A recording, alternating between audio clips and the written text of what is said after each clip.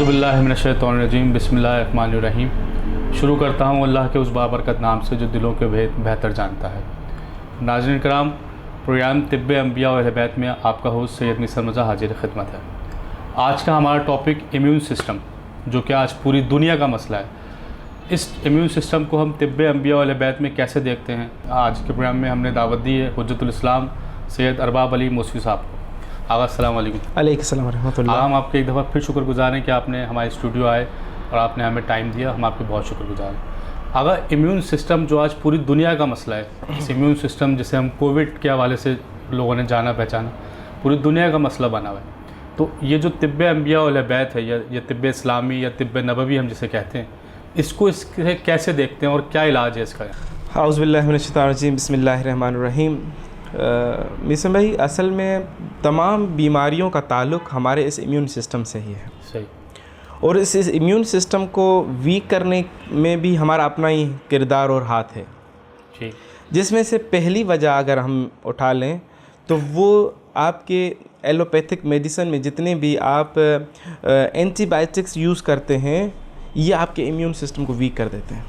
ये वीक कर देती है? वीक कर देती है। हालांकि डॉक्टर्स तो कहते हैं कि ये बढ़ाती हैं और ये बीमारी को ख़त्म करती नहीं, बीमारी का ख़त्म हो जाना इस बात की दलील नहीं है कि आपका इम्यून सिस्टम जो है स्ट्रॉन्ग हुआ है। सही। इसकी एक इल्लत है। देखिए, मैं खुद चूँकि फ़िज़ियोलॉजी एक मेडिकल फील्ड से ताल्लुक़ रखता हूँ, तो मुझे इस बारे में इल्म है। इंसान की बॉडी के अंदर 3 किस्म के जो हैं ब्लड हैं, मतलब white blood cell, red blood cell, platelets, basophil, eosinophil, ये भी चीज़ें हैं, मगर उसकी मकदार ज़्यादा नहीं है।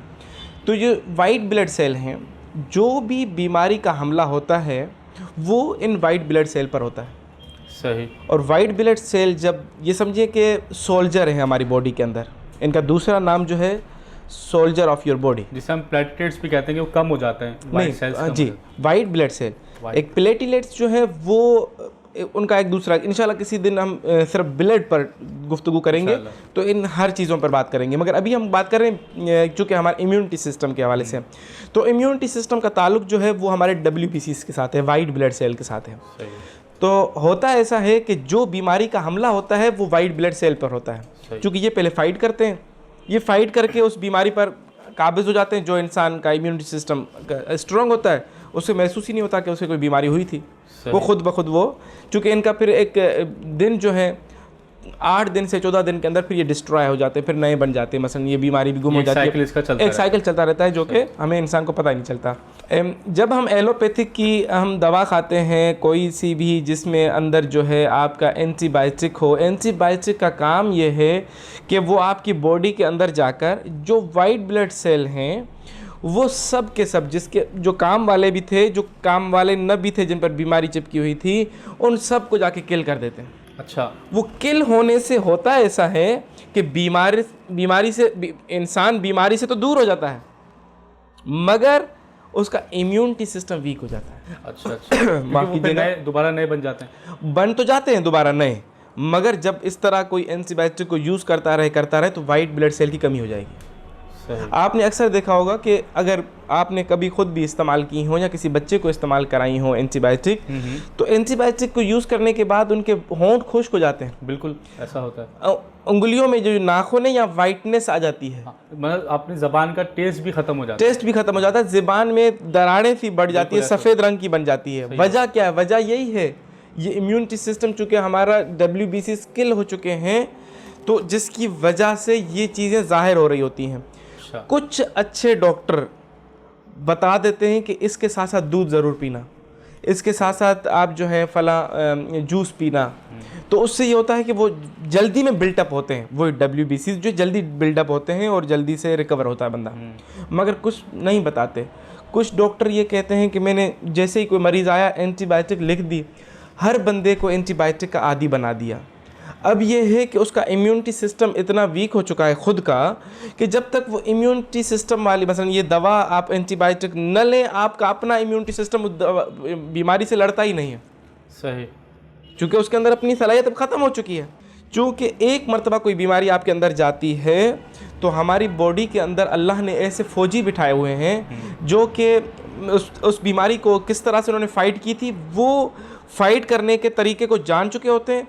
वहाँ पर हम कहते हैं मेमोरी सेल, वो मेमोरी सेल हमारे बॉडी के अंदर हमेशा मौजूद रहते हैं। दोबारा जब भी कभी उस बीमारी ने हमला किया तो फ़ौरन वो मेमोरी सेल एक्टिव हो जाते हैं, उनको पता है कि किस तरीके से डिफेंस करना है हमें, वो फ़ौरन उस बीमारी पर काबिज़ हो जाते हैं। मगर जब हम ये एंटीबायोटिक्स का इस्तेमाल ज़्यादा करेंगे तो होता ऐसा है कि वो मेमोरी सेल भी बेचारे किल हो जाते हैं। बार बार इंसान बीमार होता रहता है, बार बार बच्चे अक्सर छोटे बच्चे अक्सर जल्दी जल्दी बीमार होते रहते हैं, फिर जल्दी जल्दी उनको एंटीबायोटिक्स लग रही होती हैं। तो होता ऐसा है कि वो बेचारों का अपना इम्यून सिस्टम वीक हो जाता है, फिर हमेशा ही कुछ ना कुछ उनके साथ रहता ही रहता है। तो सबसे पहली वजह ये एंटीबायोटिक्स का यूज़ करना। हम नेचुरली भी अगर चाहें तो अपने इम्यून सिस्टम को इन्हेंस कर सकते हैं, बीमारियों से बच सकते हैं। अगर हम दर अहल बैत पर आ जाएं तो इसका इलाज हमारे पास मौजूद है। सुभान अल्लाह। एक नुस्खा है इमाम मूसा काज़िम अलैहिस्सलातु वस्सलाम का, जिसका नाम ही दारू इमाम मूसा काज़िम है। उस नुस्खे का नाम ही यही, उसका नाम ही दारू इमाम मूसा काज़िम है। हर इमाम से इंशाल्लाह हम गुफ्तगू करेंगे दूसरे अपने सेगमेंट्स में कि ये दवा किस किस फ़ायदे में है।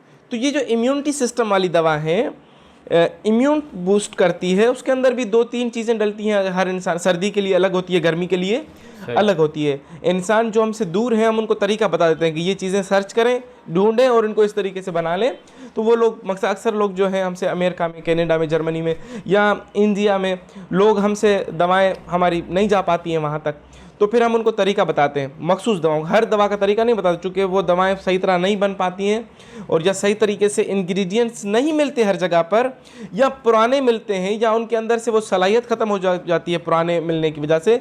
जब वो इस्तेमाल करते हैं फ़ायदा नहीं होता या सही तरीके से बनाते नहीं हैं तो उसका फिर नुकसान भी हो सकता है, और अगर फ़ायदा ना हो तो फिर मेरे इमाम पर हर्फ आता है। अच्छा, इसके साइड इफ़ेक्ट्स भी हैं?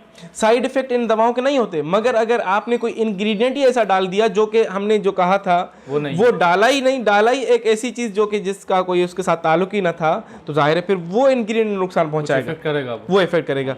वगरना हमारे आइमा ने जो कुछ कह दिया वो पत्थर पे लकीर है, वो किसी इंसान को नुकसान नहीं पहुँचाता। ठीक, इसी वजह से जब हम ये काम कर रहे होते हैं, किसी को दवा दे रहे होते हैं, तो दिली तौर पर मुतमईन होते हैं। हमें पता है कि अगर ये दवा इम्कानात हैं कि अगर ये शख्स को फ़ायदा न पहुंचाएं तो हमें यकीन है कि नुकसान नहीं पहुंचाएंगे। सही बात। ठीक है, मसलन जिस तरह से ब्लड प्रेशर के अंदर हम लोगों को कहते हैं कि दक्कनी मिर्चें जो वाइट पेपर है, इस साबित 3-4 सुबह को चबा लें, 3-4 रात को चबा लें, आपको कभी ब्लड प्रेशर नहीं होगा, शूट नहीं होगा। मिसाल के तौर पे 10 लोगों ने इस्तेमाल किया, 8 लोगों को फ़ायदा हुआ, 2 लोगों को फ़ायदा न हुआ, तो ये बताया उसने नुकसान क्या पहुंचाया? वो तो किसी गिनती में भी नहीं आएंगे, किसी गिनती, कोई नुकसान नहीं है।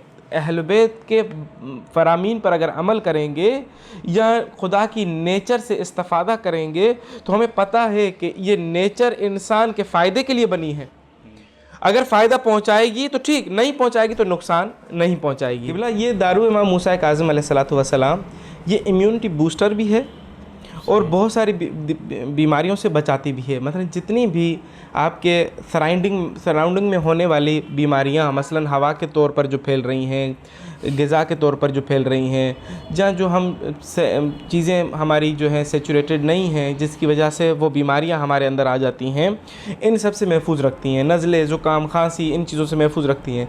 अगर ये दारू इमाम मूसा काज़िम को अगर हर कोई शख्स हर 10वें दिन, 15वें दिन जब बीमारी ना हो, मसलन नॉर्मल है, अगर एक टेबलेट लेता रहे तो उसे 10 दिन या वो 15 दिन में जितने में वो ले रहा है तो 15 दिन इमाम के अमान में आ जाता है, उसे कोई बीमारी नहीं लगती। सुभान अल्लाह, इतना बड़ा इसका फ़ायदा है। तो ये इस बीमारी के हमने बहुत सारे ऐसे मौजज़ात देखे, हत्ता कि कराची के अंदर, अमेरिका के अंदर, कनाडा के अंदर बहुत सारे लोगों को जो कोविड हुआ तो उसके अंदर भी हमने यही दवा दी फ़कत।